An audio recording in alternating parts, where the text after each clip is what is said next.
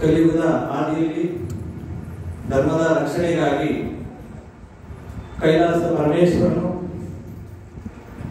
ಕೇರಳದ ಕಾಲಟಿಯಲ್ಲಿ ಶಂಕರ ಭಗವತ್ಪಾದರ ರೂಪದಲ್ಲಿ ಅವತಾರವನ್ನು ಮಾಡಿ ಸನಾತನ ಧರ್ಮದ ಪ್ರಚಾರ ಪ್ರಸಾರಕ್ಕಾಗಿ ಭಾರತದ ದೇಶಾದ್ಯಂತ ಧರ್ಮಪೀಠಗಳನ್ನು ಸ್ಥಾಪನೆ ಮಾಡಿದರು. ಅಂತ ಅವಧಿಯಲ್ಲಿ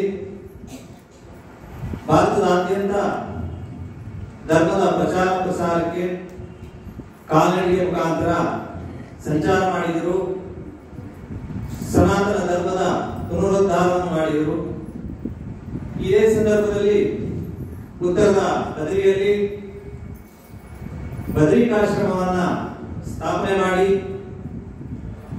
ಆ ಧರ್ಮ ಸಂಸ್ಥೆಗೆ ತಮ್ಮ ಪ್ರಿಯ ಶಿಷ್ಯರಾದಂತಹ ತೋಟಕ ಭಗವತ್ಪಾದಾಚಾರ್ಯರನ್ನ ಮೊದಲ ಆಚಾರ್ಯರನ್ನಾಗಿ ನೇಮಿಸಿ ಧರ್ಮದ ಪ್ರಚಾರ ಪ್ರಸಾರಕ್ಕಾಗಿ ಅನುಗ್ರಹಿಸಿದರು. ಹಲವಾರು ಶತಮಾನಗಳವರೆಗೆ ಈ ಧರ್ಮಪೀಠ ಧರ್ಮದ ಪ್ರಚಾರ ಪ್ರಸಾರವನ್ನು ಮಾಡ್ತಾ ನಂತರದ ದಿವಸಗಳಲ್ಲಿ ಪರಕೀಯರ ಆಕ್ರಮಣದಿಂದಾಗಿ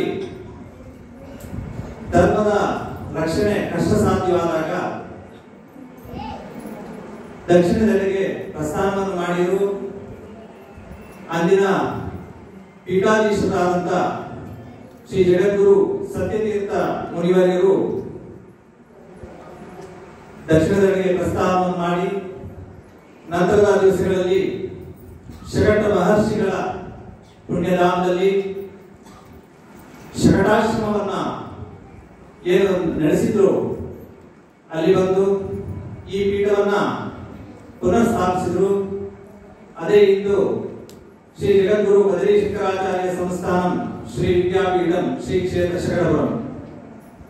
ಈ ಪೀಠದ 33ನೇ ಆಚಾರ್ಯರಾಗಿ 1981ನೇ ಇಸ್ವಿಯಲ್ಲಿ ಅತ್ಯಂತ ಸಣ್ಣ ವಯಸ್ಸಿನಲ್ಲಿ ಸನ್ಯಾಸಾಶ್ರಮವನ್ನು ಸ್ವೀಕಾರ ಮಾಡಿ ನಂತರದ ದಿವಸಗಳಲ್ಲಿ ಸುದೀರ್ಘ 10 ವರ್ಷಗಳ ಕಾಲ ಧಾರವಾಡದ ಶ್ರೀಮದ್ ಜಗದ್ಗುರು ಶಂಕರಾಚಾರ್ಯ ಪಾಠಶಾಲೆಯಲ್ಲಿ ಶಾಸ್ತ್ರ ವೇದಾಂತ ನ್ಯಾಯಗಳನ್ನು ಮನನ ಮಾಡಿಕೊಂಡ್ರು. ನಂತರ ದಿವಸದಲ್ಲಿ ಏನು ಶ್ರೀ ಕ್ಷೇತ್ರ ಶಕಟಪುರ ದೇವಸ್ಥಾನವು ಜೀರ್ಣಾವಸ್ಥೆಯಲ್ಲಿತ್ತು, ಅದನ್ನ ಪುನರ್ ನಿರ್ಮಾಣಕ್ಕೆ ಸಂಕಲ್ಪವನ್ನು ಮಾಡಿದರು. ನಂತರದ ದಿವಸಗಳಲ್ಲಿ ತಮಗೆಲ್ಲ ಹೆಚ್ಚಿನವರಿಗೆ ಗೊತ್ತೇ ಇದೆ, ವಿಶಾಲವಾದಂತಹ ದೇವಸ್ಥಾನ ಹೇಗೆ ನಮ್ಮ ಈ ಶಾಖಾಟವಾದಂತಹ ಶಿವಮೊಗ್ಗದಲ್ಲಿ ರಾಜಗೋಪಾಲ ತಲೆ ಎತ್ತಿ ನಿಂತಿದೆಯೋ, ಹಲವಾರು ವರ್ಷಗಳ ಹಿಂದೆ ಶ್ರೀ ಕ್ಷೇತ್ರ ಶಕಟಪುರದಲ್ಲಿಯೂ ರಾಜಗೋಪಾಲ ನಿರ್ಮಾಣ ಭಕ್ತಾದಿಗಳಿಗೆ ವಿಶೇಷವಾಗಿ ಕುಗ್ರಾಮವಾಗಿದ್ದರಿಂದ ವಸತಿ ವ್ಯವಸ್ಥೆ ಮುಂತಾದ ಎಲ್ಲಾ ವ್ಯವಸ್ಥೆಗಳನ್ನ ಗುರುಗಳು ಅನುಗ್ರಹಿಸಿದರು. ಅಂತ 33ನೇ ಪೀಠಾಧೀಶ್ವರರು ಇಂದು ಈ ಸೋಮೇಶ್ವರ ಪಂಚಮುಖಿ ಆಂಜನೇಯ ಮಹಾಸ್ವಾಮಿಯ ಈ ತಾಯಿ ಬನಶಂಕರಿಯ ಈ ದೇವಸ್ಥಾನದಲ್ಲಿ ನಿಮ್ಮ ಮುಂದೆಲ್ಲ ವಿರಾಜಮಾನರಾಗಿದ್ದಾರೆ. ನಮಗೆಲ್ಲ ದರ್ಶನವನ್ನ ಅನುಗ್ರಹಿಸಿದ್ದಾರೆ. ಈ ಸೋಮೇನಕೊಪ್ಪಕ್ಕೂ ಏನು ನಮ್ಮ ವೇದ ಬ್ರಹ್ಮಶ್ರೀ ರವೀಂದ್ರ ಭಟ್ರು ಆರಂಭ ಮಾಡಿದ್ರು ಸುಮಾರು 10 ವರ್ಷಗಳ ಕಾಲ ಹಿಂದೆ ಅಂತ ಅನ್ಕೊಳ್ತೇನೆ.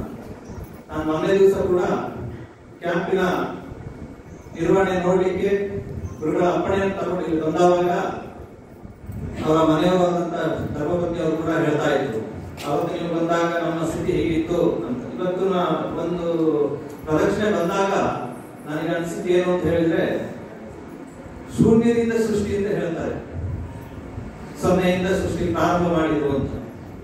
ಅದು ನನಗೆ ನಿಜ ಅಂತ ಅನಿಸ್ತು. ಯಾಕೆಂದ್ರೆ ಪರಮಭಕ್ತರು ಶ್ರೀ ಜಗದ್ಗುರು ಬದರಿ ಶಂಕರಾಚಾರ್ಯ ಶ್ರೀ ವಿದ್ಯಾಭಿನವ ಶ್ರೀ ಶ್ರೀ ಕೃಷ್ಣಾನಂದ ತೀರ್ಥ ಮಹಾಸ್ವಾಮಿಗಳವರ ಪರಮಾನುಗ್ರಹದಿಂದ ಅದು ಏನು ಪ್ರತಿಷ್ಠಾ ಕಾರ್ಯಕ್ರಮವನ್ನು ಆರಂಭ ಮಾಡಿದ್ರು, ದೇವಾಲಯದ ಪ್ರತಿಷ್ಠಾ ಕಾರ್ಯಕ್ರಮವನ್ನು ಆರಂಭ ಮಾಡಿದ್ರು. ಅದರಿಂದ ನಿರಂತರವಾಗಿ ಗುರುಗಳ ಆಶೀರ್ವಾದವನ್ನ ಪಡಿತಾ ಪ್ರತಿಯೊಂದು ಹಂತವಾಗಿಯೂ ಕೂಡ ಕ್ಷೇತ್ರಕ್ಕೆ ಬಂದು ಗುರುಗಳಲ್ಲಿ ವಿವರಿಸ್ತಾ ಇದ್ರು. ಶ್ರೀಯುತ ಸುರೇಶ್ ಬಾಳಗುಡಿ ಅವರು ಮಾತಾಡ್ತಾ ಹೇಳಿದ್ರು, ಗುರುಗಳಿಗೂ ಬಹುಶಃ ಚಿಂತೆ ಇತ್ತು ಏನ್ ಕೆಲಸ ಆಗ್ತಾ ಇದೆ ಅಂತ. ಅದು ನಿಜವಾಗಿ ಹೌದು. ಯಾಕಂದ್ರೆ ಪ್ರತಿ ಸಲ ರವೀಂದ್ರ ಭಟ್ರು ಅವ್ರ ಮುಖ ಕಾಣ್ತಿರುವಾಗಲೇ ಗುರುಗಳಿಗೆ ಹೇಳ್ತಾ ಇದ್ರು ಎಲ್ಲಿವರೆಗೆ ಬಂತು ರಾಜಗೋಪುರ, ಎಲ್ಲಿವರೆಗೆ ಬಂತು ದೇವಸ್ಥಾನ ಕಾರ್ಯಕ್ರಮ. ಅದು ನಿಜವಾಗ್ಲೂ ಸತ್ಯ ಸಹ. ಅದೇ ರೀತಿಯಾಗಿ ನಮ್ಮ ಶ್ರೀಯುತ ಮಾಜಿ ಶಾಸಕರು ಪ್ರಸನ್ನ ಅವರು ಮಾತಾಡ್ತಾ ಹೇಳಿದ್ರು 108 ಅಡಿ ವಿಶಾಲವಾದದ್ದನ್ನು ಪ್ರಾರಂಭ ಮಾಡಿದ್ದಾರೆ ಅಂತ. ನಿಶ್ಚಯವೂ ಹೌದು. ಯಾಕಂದ್ರೆ ಮೊದಲ ಸರಿ ರವೀಂದ್ರ ಭಟ್ರು ಬಂದು 108 ಅಡಿ ವಿಸ್ತಾರದ ರಾಜಗೋಪುರವನ್ನು ಮಾಡ್ತೀವಿ ಅಂತ ಹೇಳಿದಾಗ ನನ್ನ ಮನಸ್ಸಿನಲ್ಲಂತೂ ಹೌದೇ ಆಗತ್ತೆ, ಇದು ಶಿವಮೊಗ್ಗ ನಗರದಲ್ಲಿ ನಿಮಗಿರ್ತಕ್ಕಂಥ ಸೀಮಿತ ಜಾಗದಲ್ಲಿ ಮಾಡಲಿಕ್ಕೆ ಸಾಧ್ಯವೋ ಅಂತ ನನ್ನ ಅಭಿಪ್ರಾಯ ಆಗಿತ್ತು. ಆದ್ರೆ ಶ್ರಮ ಪಟ್ಟು ಹೇಗೆ ಆ ಕಾರ್ಯವನ್ನು ನಿಭಾಯಿಸಿದ್ರು ಅಂತ ಹೇಳಿದ್ರೆ ಇವತ್ತು ನಿಮ್ಮೆಲ್ಲರ ಮುಂದೆ ಜಗದ್ಗುರು ಆಚಾರ್ಯ ಮಹಾಸ್ವಾಮಿಗಳವರ ಕೈಯಿಂದ ಕುಂಭಾಭಿಷೇಕ ಆಗಿದೆ. ನಾವು ನೀವೆಲ್ಲ ಕಂಡುಕೊಂಡಿದ್ದೇವೆ. ಅದೇ ರೀತಿಯಾಗಿ ನಮ್ಮ ಶ್ರೀಯುತ ದತ್ತಾತ್ರೇಯವರು ಮಾತಾಡ್ತಾ ಹೇಳಿದ್ರು ವಿನೋಬ ನಗರದಲ್ಲಿ ದೇವಸ್ಥಾನಗಳಿಲ್ಲ, ಈ ಭಾಗಕ್ಕೆ ಜನ ಬರ್ಲಿಕ್ಕೆ ಯೋಚನೆ ಮಾಡ್ತಾ ಇದ್ರು, ಧರ್ಮಾಸಕ್ತರು ಏನಿದ್ರು ಈ ಭಾಗದಲ್ಲಿ ನೆಲೆಸಲಿಕ್ಕೆ ಕೂಡ ಸ್ವಲ್ಪ ಯೋಚನೆ ಮಾಡ್ತಾ ಇದ್ರು. ನಮ್ಮ ರವೀಂದ್ರ ಭಟ್ರು ಹೇಗೆ ಅಂತ ಹೇಳಿದ್ರೆ ಎಲ್ಲದನ್ನೂ ಸೃಷ್ಟಿ ಮಾಡ್ತಾ ಇದ್ದಾರೆ. ನಾನೇನ್ ಹೇಳಿದೆ ಈಗ 0 ಆರಂಭ ಅಂತ. ಕನ್ನಡದಲ್ಲಿ 0 ಅನ್ನೋದಕ್ಕೆ 2 ಅರ್ಥ ಇದೆ. ಒಂದು 0 ಅಂಕಿಯ 0, ಇನ್ನೊಂದು ಸ್ವರ್ಣ ಅಂದ್ರೆ ಬಂಗಾರ. ಅವರು ಈ 0 ಇಂದ ಬಂಗಾರವರೆಗೆ ಈ ಜಾಗವನ್ನು ತಲುಪಿಸಿದ್ದಾರೆ, ರಾಜಗೋಪುರದ ನಿರ್ಮಾಣವನ್ನು ಮಾಡಿದ್ದಾರೆ ಅಂತ ಈ ಸಮಯದಲ್ಲಿ ಹೇಳಿ ಬಯಸ್ತೇನೆ. ಅದೇ ರೀತಿಯಾಗಿ ಅವರ ಕುಟುಂಬಸ್ಥರು, ಅವರ ಸ್ನೇಹಿತರು ಎಲ್ಲರೂ ಒಟ್ಟಾಗಿ ಈ ಧರ್ಮ ಕಾರ್ಯವನ್ನ ಮುಂದುವರಿಸ್ತಾ ಇದ್ದಾರೆ. ಯಾಕೆ ಈ ಮಾತನ್ನು ಒತ್ತು ಹೇಳ್ತೇವೆ ಅಂದ್ರೆ ಇವತ್ತು ಪುರೋಹಿತ ಜೀವನ ತುಂಬಾ ಕಷ್ಟದ್ದೇನಲ್ಲ. ಹಿಂದೆ ಹೇಗೆ ರಾಜಾಶ್ರಯದಲ್ಲಿ ಪುರೋಹಿತರು ಇರ್ತಾ ಇದ್ರು ಅದೇ ರೀತಿಯಾಗಿ ಇವತ್ತಿನೂ ಸಹ ನಾವು ಪುರೋಹಿತರನ್ನು ನೋಡಬಹುದು.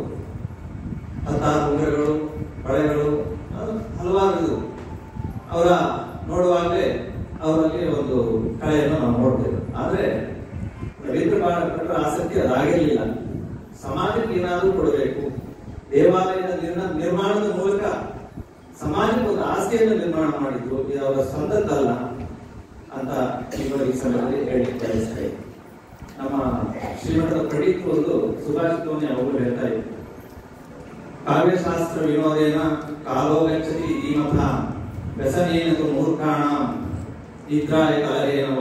ಅಂದ್ರೆ ನಾವು ಸಾಮಾನ್ಯ ಜನ ಏನ್ ಮಾಡ್ತೇವೆ ಅಂದ್ರೆ ನಿದ್ರೆಯೋ ಇನ್ನೊಬ್ಬರ ಬಗ್ಗೆ ಮಾತಲ್ಲಿಯೋ ಬೇರೆ ವಿಚಾರಗಳಲ್ಲಿ ಕಾಲವನ್ನು ಕಳೀತೇವೆ.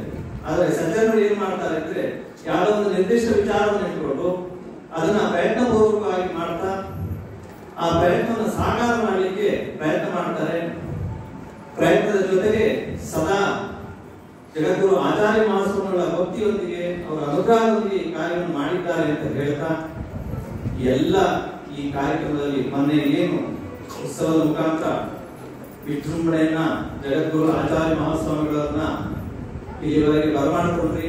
ಆ ಸಮಯದಲ್ಲಿ ಇದ್ದಂತ ಎಲ್ಲಾ ಭಕ್ತರಿಗೂ, ನಿನ್ನೆ ಹಾಗೂ ಇವತ್ತಿನ ದಿವಸ ನೆರೆದಿರ್ತಕ್ಕಂಥ ಎಲ್ಲಾ ಭಕ್ತರಿಗೂ, ಈ ದೇವಸ್ಥಾನಕ್ಕೆ ಸಂಬಂಧಪಟ್ಟಂತ ನಮ್ಮ ಶ್ರೀಯುತ ರವೀಂದ್ರ ಭಟ್ ಕುಟುಂಬ ಹಾಗೆ ಮುಂದೆ ತಯಾರಾಗ್ತಾ ಇದ್ದಾರೆ ಜ್ಯೋತಿಷ್ಯ ವಿದ್ವಾನ್ ನಮ್ಮ ಅವರ ಮಗ, ಅವರ ಕುಟುಂಬಕ್ಕೂ ಎಲ್ಲರಿಗೂ ದೇವರ ಅನುಗ್ರಹ ಆಗಲಿ, ಜಗದ್ಗುರು ಆಚಾರ್ಯ ಮಹಾಸ್ವಾಮಿಗಳವರ ಅನುಗ್ರಹ ಹೀಗಾಗಿ ಅಂತ ಹೇಳ್ತಾ ನಾನು 2 ಮಾತನ್ನ ಕರ್ನಾಟಕ